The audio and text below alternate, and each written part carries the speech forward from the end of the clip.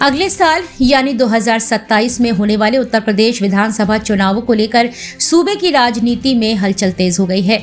मुख्य विपक्षी party Samajwadi party ने अपनी तैयारियां तेज कर दी हैं। इसी कड़ी में आज लखनऊ के सपा मुख्यालय में राष्ट्रीय अध्यक्ष अखिलेश यादव ने पार्टी के सभी सांसदों की हाई लेवल बैठक बुलाई है। बजट सत्र से पहले ऐसी बैठक ने सियासत में नए सवाल खड़े कर दिए हैं। मंगलवार को हुई इस अहम बैठक में मौजूदा एसआईआर प्रक्रिया के तहत विधानसभावार रिपोर्ट पर चर्चा हुई। सूत्रों के मुताबिक अखिलेश यादव सीधे मैदान से रिपोर्ट ले रहे हैं कि किस विधानसभा में पार्टी की स्थिति क्या है, संभावित उम्मीदवार कौन हो सकता है और वहां जनता का रुझान किस तरफ जा रहा है। बैठक में शामिल हुए सांसदों ने साफ कहा कि जनता बीजेपी से परेशान है और अब समाजवादी पार्टी ही उनकी उम्मीद बनकर उभर रही है। सांसदों का कहना है कि महंगाई, बेरोजगारी, अपराध और किसानों की समस्याओं जैसे मुद्दों पर चर्चा हो रही है और पार्टी बीजेपी को हराने की रोड मैप तैयार कर रही है। याद दिला दें कि बीते लोकसभा चुनाव में सपा ने 37 सीटों पर जीत हासिल कर बीजेपी को बड़ा झटका दिया था। इसके बाद विधानसभा चुनाव अब सिर्फ 1 साल दूर है और सपा किसी भी तरह की चूक नहीं चाहती है और यही वजह है कि रणनीति और उम्मीदवार चयन पर गंभीरता से मंथन हो रहा है। सूत्र बताते हैं कि मौजूदा एसआईआर रिपोर्ट में न सिर्फ संगठन की स्थिति बल्कि दावेदारों की स्थानीय पकड़, जनाधार और जीतने की क्षमता पर भी फोकस किया जा रहा है।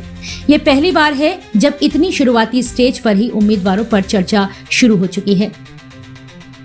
इसके अलावा प्रदेश की कई ताजा घटनाओं पर भी सपा सरकार को घेरने की तैयारी कर रही है।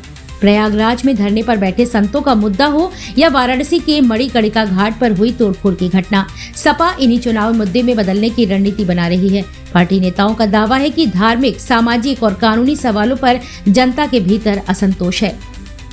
बैठक में गठबंधन पर भी चर्चा होने की उम्मीद जताई जा रही है। पिछले लोकसभा चुनाव में कांग्रेस और सपा इंडिया गठबंधन के तहत लड़ी थी और इसका सीधा फायदा भी मिला था। कुछ वक्त पहले अखिलेश यादव ने भी संकेत दिए थे कि विधानसभा में भी गठबंधन के तहत ही चुनाव लड़ने की संभावना है। हालांकि सीट शेयरिंग और फॉर्मेट पर अभी आधिकारिक बयान नहीं आया है। मीटिंग के बाद सपा सांसद राजीव राय ने कहा, बिखरती सरकार से यूपी की जनता को कैसे निजात दिलाई जाए और इनके जुर्मों का हिसाब कैसे लिया जाए, इसी पर चर्चा हुई। काशी से प्रयागराज तक जो तांडव हो रहा है, सत्ता के अहंकार का जनता जवाब देगी।